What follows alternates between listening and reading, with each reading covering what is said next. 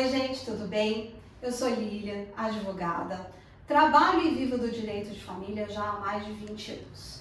Decidi compartilhar com vocês, advogados, essa minha experiência, para vocês que desejam viver do direito de família e encontram dificuldade. Escolhi um tema hoje para falar que é como ajudar o seu cliente a provar a união estável. Para nós, advogados, a união estável, o que é ela? A união estável nada mais é do que a união de duas pessoas que desejam viver juntos, que desejam constituir uma família, né? E para os nossos clientes, o que é uma união estável? Na verdade, eles nem sabem realmente o que é uma união estável. Muitas vezes, eles moram juntos e vão vivendo só a vida, né? Então, alguns acreditam que viver em união estável precisa fazer uma declaração, uma escritura pública em um cartório. Outros têm assim uma vaga ideia, mas não dá grande importância para isso. E começa a dar uma importância a isso quando, na verdade? Quando passa a existir algum problema. E quem vai ajudar a solucionar esse problema somos nós, advogados do direito de família. E quando o cliente chega no nosso escritório, nos questionando se realmente ele vive uma união estável, como nós vamos explicar isso para ele? E como nós vamos ajudá-lo a provar a existência desta união estável? Para ajudar vocês a entender como nós podemos provar a união estável, eu vou trazer um caso que eu tive no escritório, que ele explica muito bem que a importância e para o cliente entender que não precisa ter uma declaração no cartório para comprovar a união estável, e outra que você tendo uma declaração em cartório, ela pode facilitar. É o seguinte, é o caso da minha cliente, Aline e Cíntia. A Aline viveu em união estável com o Fernando vou lembrar aqui, gente, acho que foi em junho de 87 a janeiro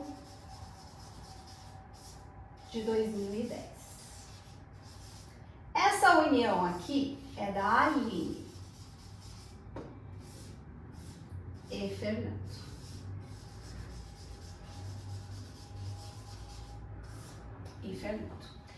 A minha cliente é a Cíntia.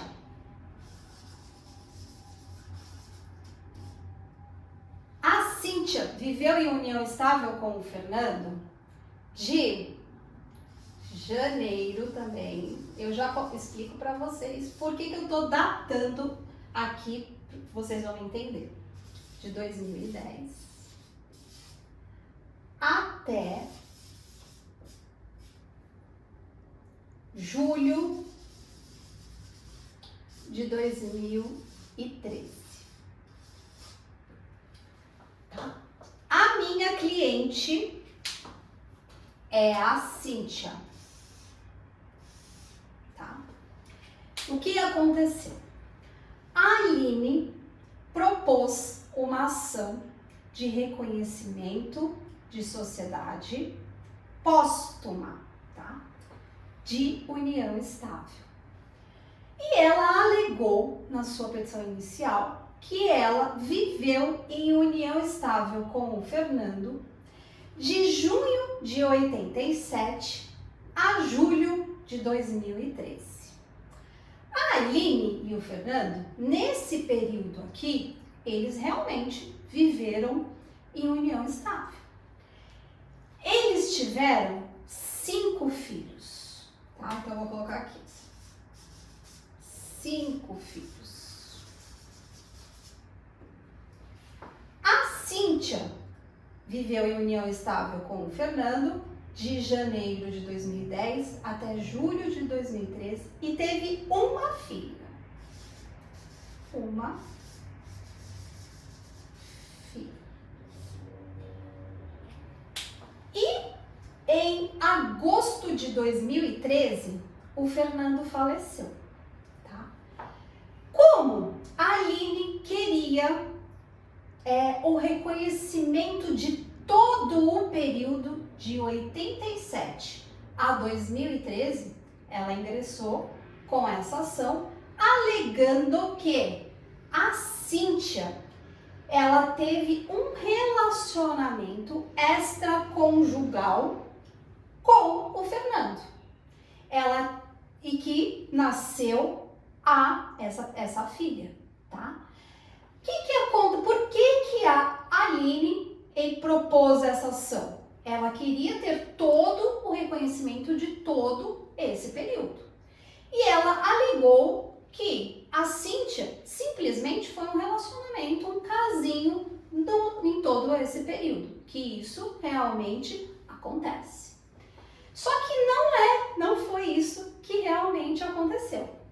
A Cíntia morou com o Fernando de janeiro até o falecimento do Fernando. Nesse período de 2013, de todo esse período, na verdade, o Fernando e a Aline sempre tiveram um relacionamento. Eles tiveram 5 filhos. O Fernando sempre manteve os filhos, sempre ajudou os filhos, sempre participou da vida dos filhos. Ele ia ainda na casa da Aline, frequentava a casa da Aline. Eles tinham, entre aspas, um bom relacionamento um bom relacionamento de mãe e pais. Eles não eram mais um casal após janeiro de 2010. Tanto é que o Fernando ele constituiu uma outra família, vivia em união estável nesse período com a Cíntia. E isso era visível, tá? Eles tinham uma outra residência, mas, como eu disse, ele frequentava, ele tinha bom relacionamento. Gente, quando eu digo bom relacionamento, é entre aspas, porque Aline e Cíntia tinham aí algumas brigas, tá? Por quê? Existia um boletim de ocorrência. Isso é uma das provas de que esse relacionamento entre Aline e Cíntia era era conturbado, tá? Porque rolava aí um ciúmes ainda, porque esse fim desse relacionamento se deu por conta da Cíntia. Mas ele acabou, ele finalizou. Então aqui o relacionamento da Aline e do Fernando, ele existiu, ele foi efetivado, ele é concreto, de junho de 87 a janeiro de 2010. Tiveram 5 filhos. Esse relacionamento aqui foi configurado não só pelos filhos, pela existência dos filhos, mas pelo bom relacionamento, pela sociedade, por todos os amigos em comum, vem esse relacionamento, né? Eles tinham a mesma residência, eles tinham contato. O Fernando, ao relacionar com a Cíntia e ter uma filha com a Cíntia, sabia que algum dia ia dar problema. Então, ele já se assegurou em fazer? Ele fez uma declaração de última vontade. Por quê? Existem aqui 6 filhos do Fernando. Ele não estava preocupado nem com a Aline e nem com Cíntia. Ele tinha um patrimônio. E ele sabia que a Aline, caso acontecesse algo com ele, ia querer tudo para os filhos dela. E ia deixar a filha da Cíntia sem nada, tá? Então, ele me procurou, o Fernando me procurou e fez uma declaração de última vontade.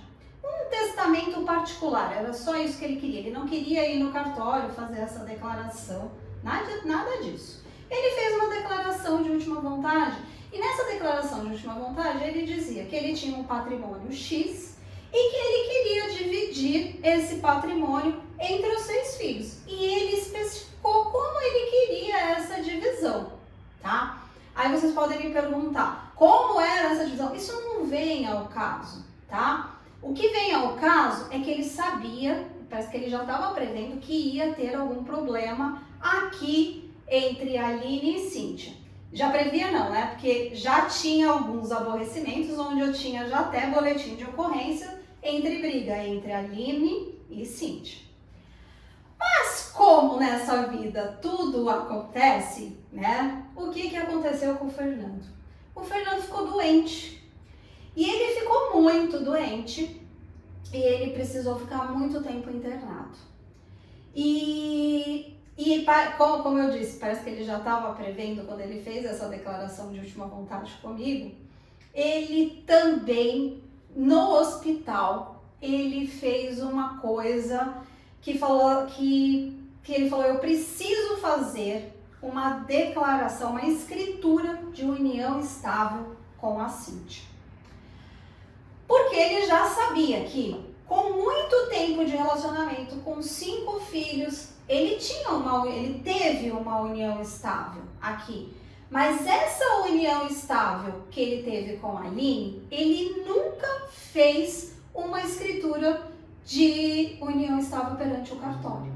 Então eu estou mostrando aqui para vocês, num caso que eu tive, que tivemos 2 comprovações de união estável. Aqui, com a Aline, ele provou como? Quais foram as provas que a Aline juntou no processo, né? O advogado da Aline juntou no processo para provar que eles tinham um relacionamento de 87, segundo ela, de 87 a 2013. Ela juntou fotos, detalhes. As fotos não estavam datadas, não tinha lá fotos dizendo, olha, de janeiro de 88, de 89, de 2010, 2013, fotos atuais. Não tinham fotos atuais, não. Tinham fotos antigas. Tinha também comprovante de residência. E sabe qual era o comprovante de residência que a Aline juntou em nome do Fernando? Uma multa de trânsito. Porque eles tinham um carro.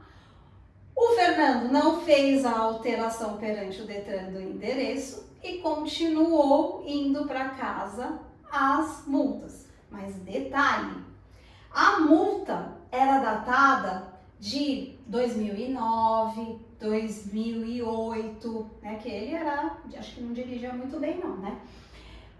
Gostava de fazer umas multas. Não tinha nenhuma prova do período de 2013, de 2012, de 2011. E em nenhum momento aqui a Cíntia alegava que o Fernando não teve uma união estável. Pelo contrário, é fato, a gente sabia dessa existência. A Aline, ela só pecou em querer tudo para ela. Ela alegou todo o período, muitos de vocês já vão entender por que ela queria todo o período.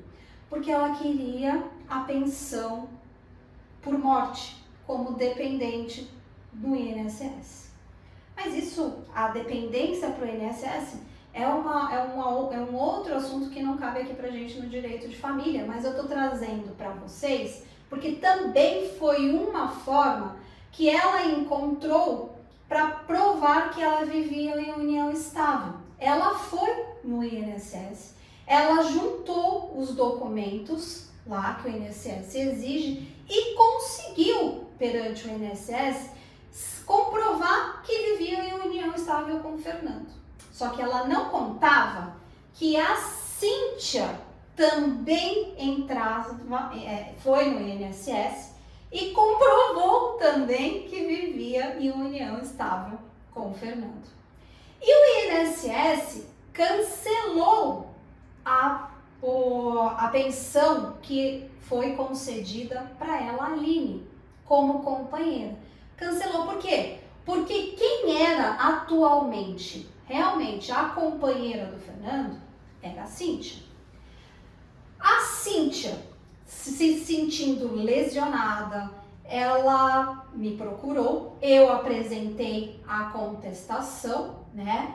E nesta contestação, eu perguntei para ela, eu já disse aqui algumas provas que a Aline juntou para provar a união estável, que foi, né, relembrando, a certidão de nascimento dos 5 filhos, comprovante de residência da multa, juntou um contrato de compra e venda que provava que o Fernando, na época de 2008, 2009, comprou um imóvel, tá? E alegava, foram as provas que a Aline juntou. E rolava testemunhas para comprovar que ele frequentava a casa dela, que isso. Então essa foi a prova da Aline que juntou na petição inicial. Quando a Cíntia me procurou, me contou a história, eu li a petição inicial, eu virei e falei assim, então vamos lá, Cíntia, você precisa me ajudar a comprovar esse lapso temporal aqui. Aqui nós sabemos que existiu uma primeira união, né? E aqui uma segunda união. Com tudo isso aqui, todos têm direito, mas precisamos estabelecer os limites desses direitos de cada herdeiro aqui, na verdade, né?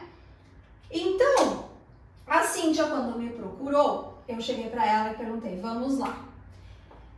Eu já conhecia a Cíntia e já sabia do relacionamento com o Fernando, porque o Fernando fez aquela declaração de vontade lá atrás. E ele me procurou e falou, doutora, eu sei que pode dar algum problema, então fizemos essa declaração. Então eu já tinha aqui, no caso da Cíntia, eu mesmo, porque o conhecimento disso, então eu já tinha uma prova que eles moravam juntos, eu sabia que tinha uma filha, então tínhamos aqui uma certidão de nascimento, uma declaração de última vontade, um testamento particular que fizemos.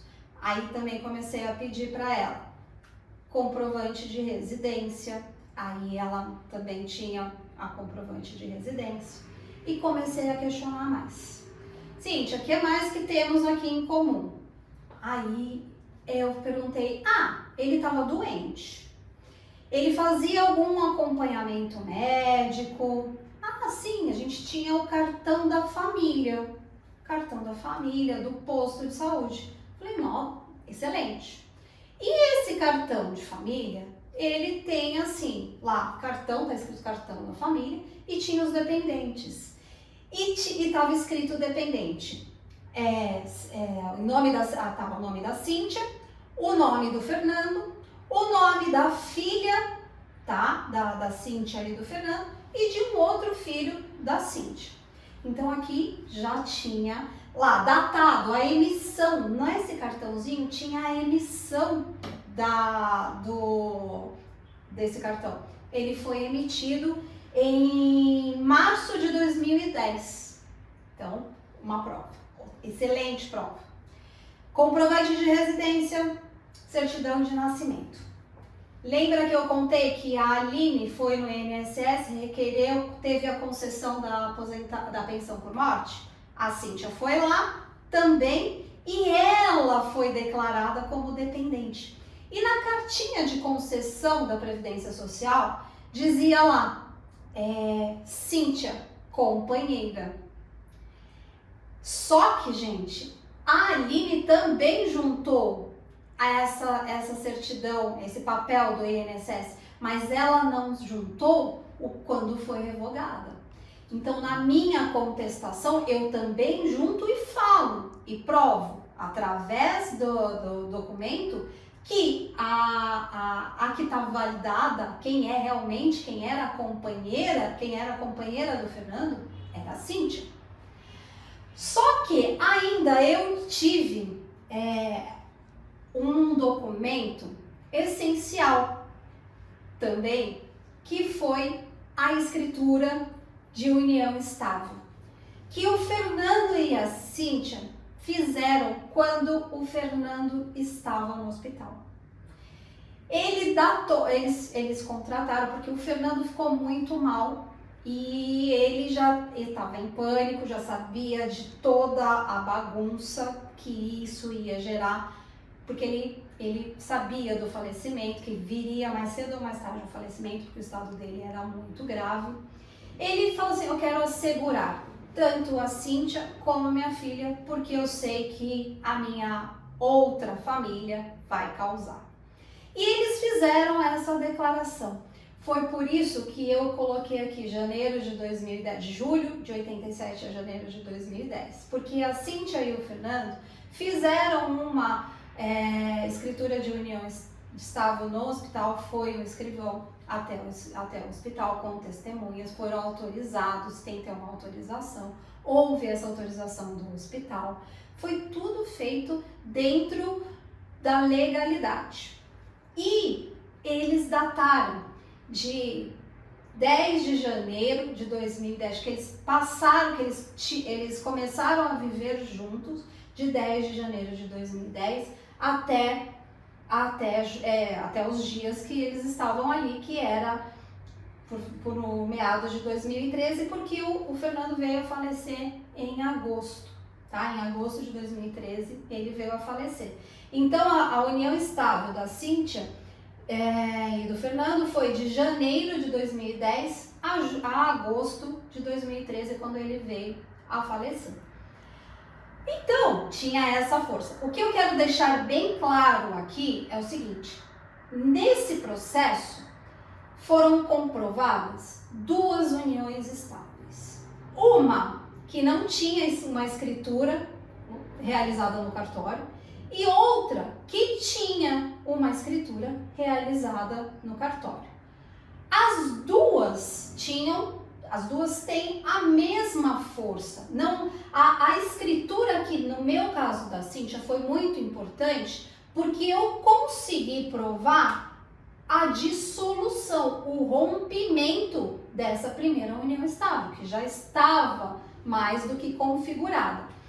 Mas aqui, para os nossos clientes, para nós explicarmos que não é apenas uma declaração, uma escritura pública que comprova uma união estável. Então, assim, são essas provas que, dentro do processo, eu consegui provar, no caso da Cíntia, que era a minha cliente, que ela também vivia em união estável. E que todos os elementos, além dessa escritura que foi juntada, eu juntei a declaração de última vontade dele, a carteirinha do posto de saúde, eu juntei a certidão de nascimento da filha, eu juntei também o prontuário médico. O prontuário médico foi essencial para minha prova, porque em todos os momentos, quem acompanhava o Fernando, em todo o período que ele ficou no hospital, era a Cíntia. Para vocês terem noção, a Aline nunca foi visitar o Fernando no hospital. Aí, com essa prova, eu tava assim, feliz, né? Eu provei, eu tô dizendo para vocês aqui que eu fiz essa prova muito linda e que eu estou afirmando que eu provei duas uniões estáveis, porque eu só ganhei isso tudo aqui que eu tô contando para vocês em segundo grau. Eu perdi em primeira instância.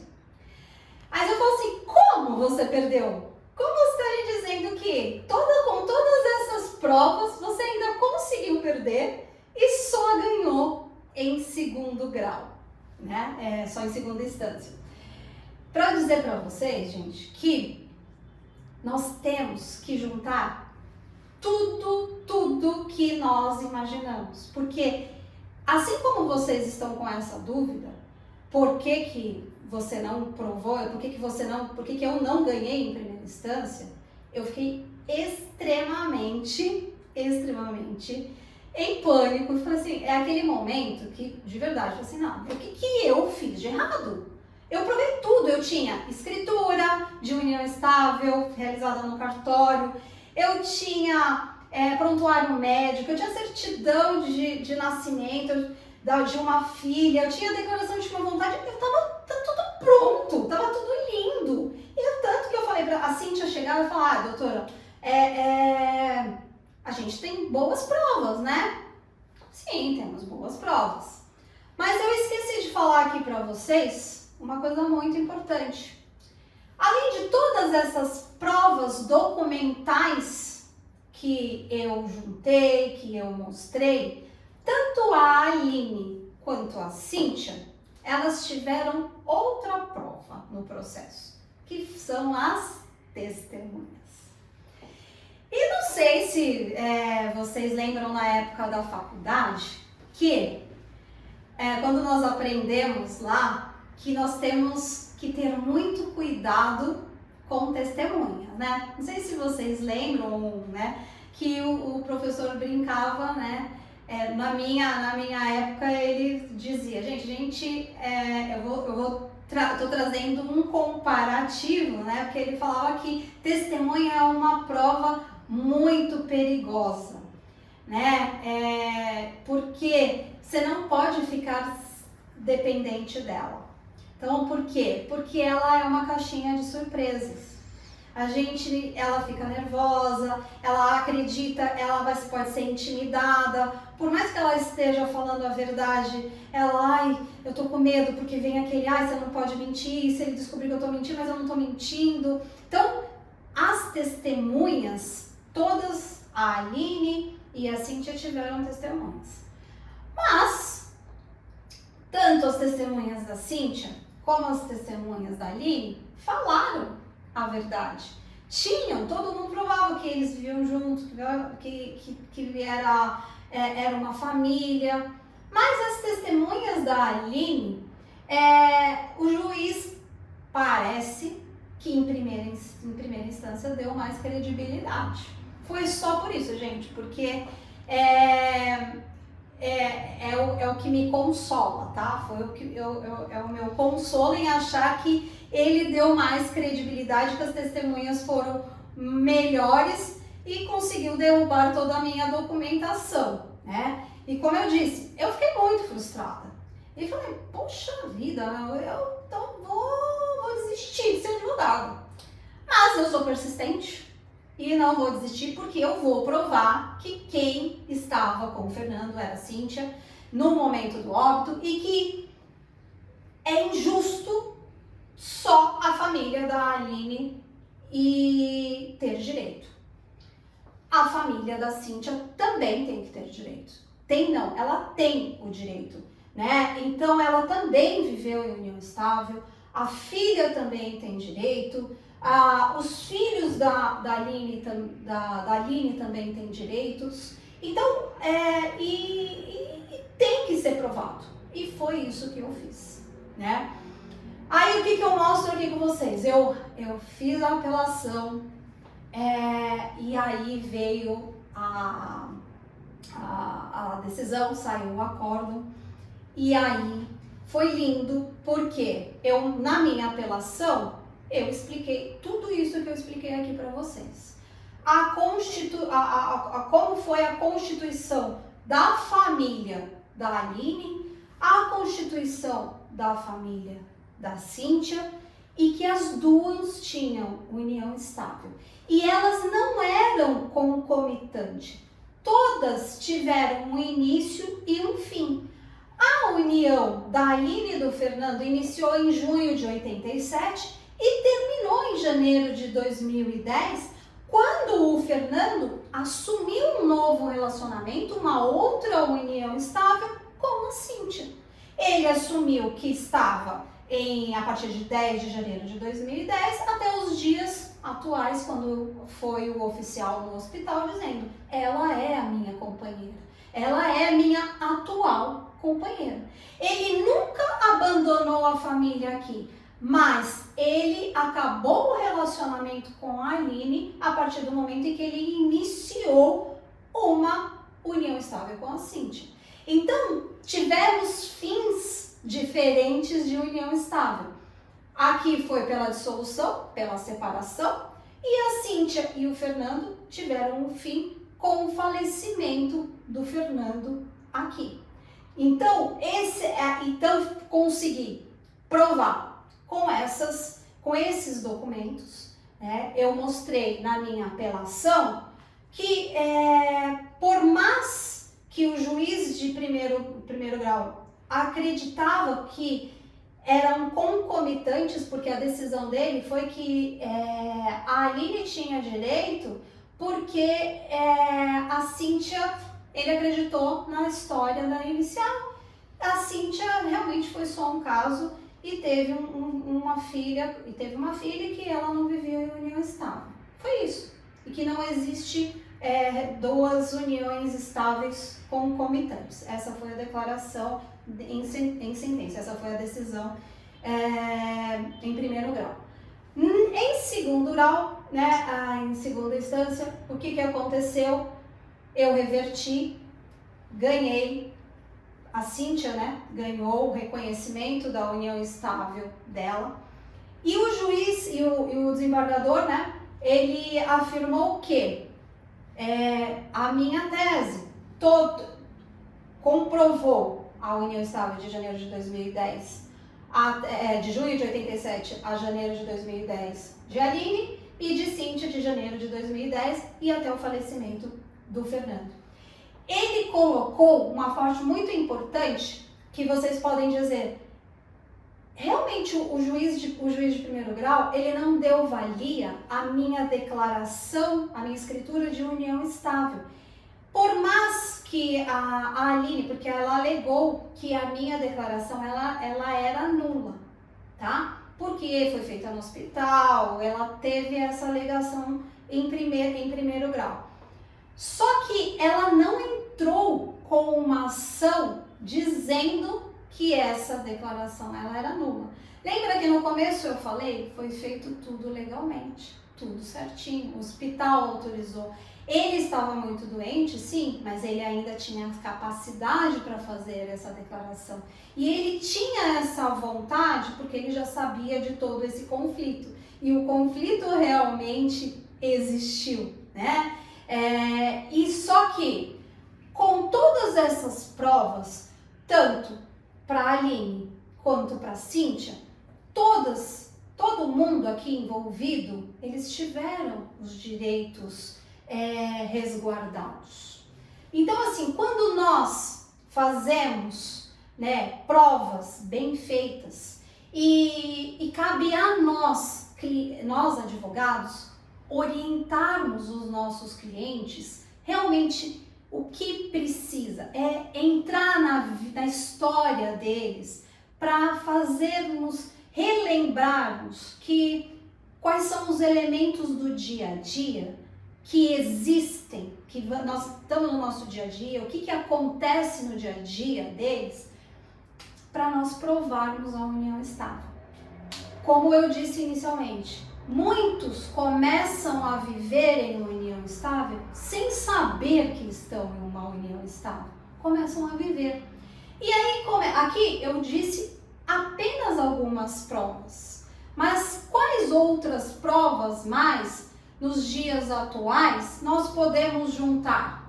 Temos declaração de imposto de renda, onde um companheiro, outro companheiro declaram que eles são dependentes, plano de saúde, que são dependentes, conta conjunta, cartão de crédito, onde o outro tem um cartão adicional, né?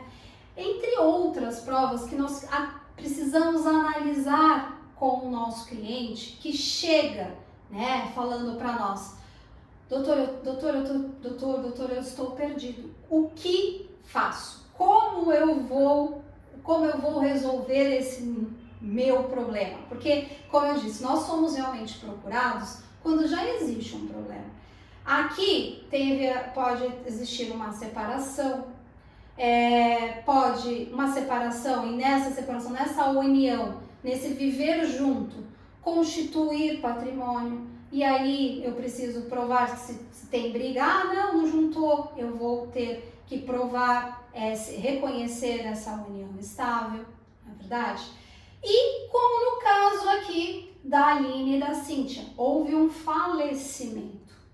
E esse falecimento, né, gera, além de tudo, direitos, né, que nesta ação aqui, que foi, eu ajudei a Cíntia a provar a união estável, mas não só com a escritura, eu tive ainda como benefício dessa existência, essa comprovação da união estável, nós, advogados, e nesse caso eu provei a união estável, eu ainda fiz o inventário.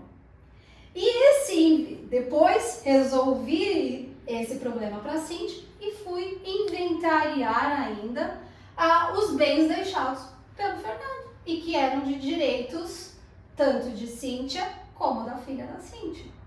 Desse período, e lembra que eu contei para vocês? Ele tinha patrimônio, ele tinha uma declaração de vontade, ele constituiu um patrimônio com a Cíntia, ele constituiu um patrimônio com a Aline. Eu espero que o advogado da Aline também, né,